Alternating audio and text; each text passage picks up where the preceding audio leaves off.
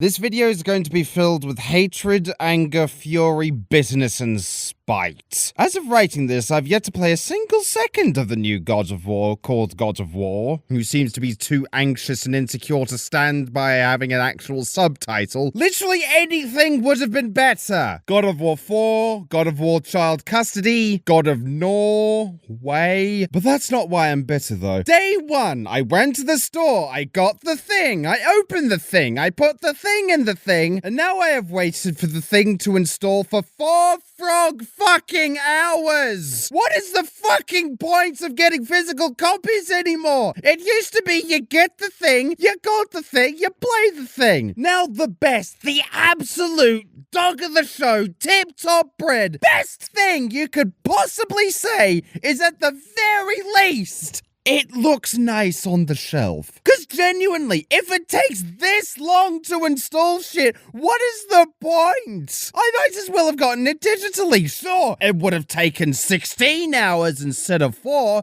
but that just gives me more time to play Harry Potter and the Order of the Phoenix on PS2. Although, why is it more expensive to download off the PlayStation Store? Barring the fact that this is Australia, where there's more taxes on video games than there is the mining industry, what is the extra cost of digital? With physical, there's manufacturing, distribution, and retail wages. For digital, there's uploading it and pressing a button. Probably. I don't know. Guess I'm just gonna have to blame it on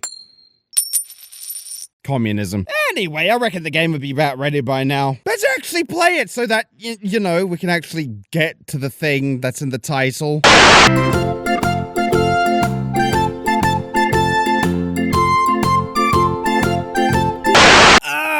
Okay, update. Turns out that little bit at the start with the meat cleaver, that actually damaged the disc, so it would infinitely install the patch but not actually start. And because I'm an idiot, I couldn't get a refund for it, so I had to go out and buy a second copy of the game with my own money. Yeah, my point still stands! Physical media sucks! Embrace the future! Okay, I've actually played it now. It sucks.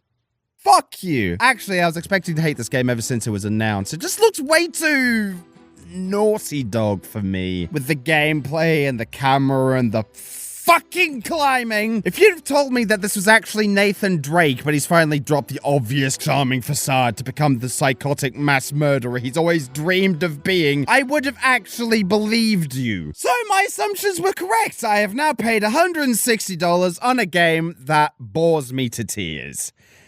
Yay me. Right off the bat, your perilous adventure begins with chopping down a tree, walking the tree, taking the tree for a little swim, walking the tree some more. If this game was just the adventures of Kratos' bizarre tree obsession, I would have been willing to slap it with Game of the Year right on the spot. But no. Turns out that this is the story all about how, after killing everyone on the planet, then himself, Kratos moves to Norway and starts a new family who kinda dies again. Whoopsie daisy. The plot moving forward is that after the mother registered trademark dies, which legally speaking now makes this a Disney movie, Kratos and his pet child must now go off to spread her ashes in the least murdery way possible. The child apparently being oblivious to the whole genocidal deity thing, and it's not worth mentioning. And then all the Norse gods are like, hey, that's the absolute unit who killed all the Greek gods and then the entire planet. This is definitely someone we should be fucking around with. And then murder-based hijinks ensues. The tone of all this is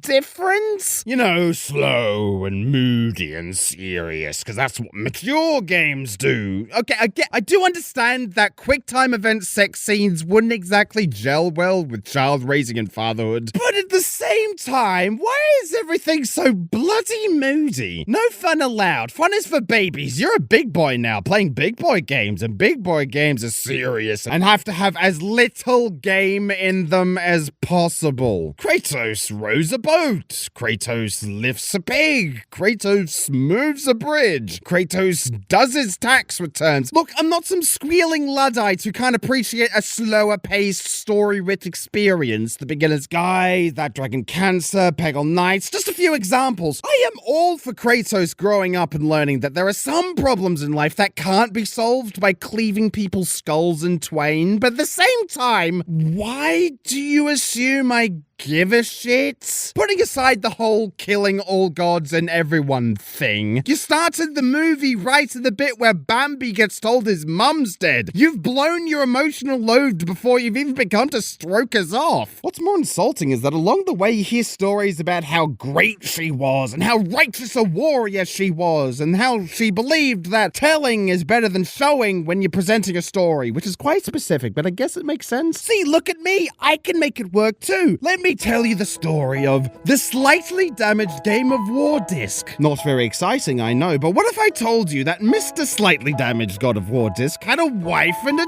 child? Together, they lived a very long, very happy life together. Of course, I'm not going to show you that long, happy life. You don't need to connect with these people in order to form a connection with these people. Because, oh no, look, Mrs. Slightly Damaged God of War disc is now dead for some reason. Oh no, how sad. But no time to think about that now, because Mr. Slightly Damaged God of War disc and his pet child must go off on their heartwarming and emotional adventure, even though Mr. Slightly Damaged God of War disc is incapable of feeling emotion because of his genocidal past, as they experience turbulence and turmoil, trying to get that refund from JB Hi-Fi. See? Aren't you just so invested in these characters? What? You're not? Oh... Okay, I get it. You just want to hate it because it's popular and getting good reviews and you just wanted to be different. I've got your number. Am I bitter? Maybe I'm a little bitter. The story just really isn't gripping me. I don't get it. I just don't understand. As much as I don't understand the combat. Okay, in my original draft of this, I was going to compare this to Dark Souls 2, but honestly, I wouldn't compare most serial killers to Dark Souls 2. Even though the enemies are quite repetitive and have way too much health, like, this is the guy that looks like he could rip out your spine just by staring at you too hard. I do agree that the combat is... okay. Taking the series from Devil May Cry for Drongos to Dark Souls for Drongos, I guess it's an upgrade. But credit where credit's due. The levitating axe, even though it's kind of limited, it's pretty cool as shit. You throw it, someone comes at you, you bring it back, you ruin their dental work. It's very nice. Although, while we're on the topic of gameplay, can we just take a moment to recognize just how fucking stupid it is to design a door which you have to open by solving a riddle? Like, what kind of person thinks of that? Yes, I have designed a door that only I can ever go through. Only I and anyone else who just so happens to be good at lateral thinking. Also, I'm willing to bet good money there was at least one 3D modeler who committed seppuku because the snowflake didn't have enough fractals on it, because genuinely everything about this game is just fucking gorgeous. The scenery is gorgeous. This tree, gorgeous. This beard, gorgeous. Maybe that was a part of the strategy, to make a game so beautiful that games journalists will just be left so bedazzled and bewildered that the only words that can fall out of their mouth is 10 and out of. Me, however, I'm sorry, I'm just too jaded for that kind of thing. It's just not for me. Big fucking shocker. Aiden doesn't like the popular thing. Big fucking shock. I know, it surprised me, but hey, at least I get to be different for once. Hip hip a fucking roo.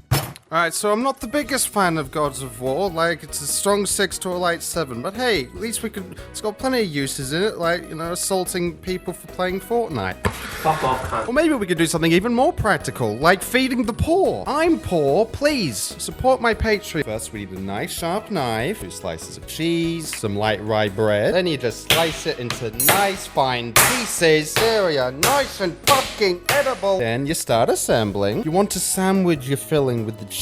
Add your favorite condiments, like aioli, sweet chili sauce, bit of pepper. Of course, you can't have a sandwich without toasting it. That would be ridiculous. Yes, listen. That's the sound of a good sandwich. See, that's the problem with toasties. The cheese melts before the filling and the bread cooks. It's so annoying. Look at that steam. It smells delicious. Now we just take our sandwich and put it in our plate. And there you go. I'll be selling it on eBay for $79. Cheers.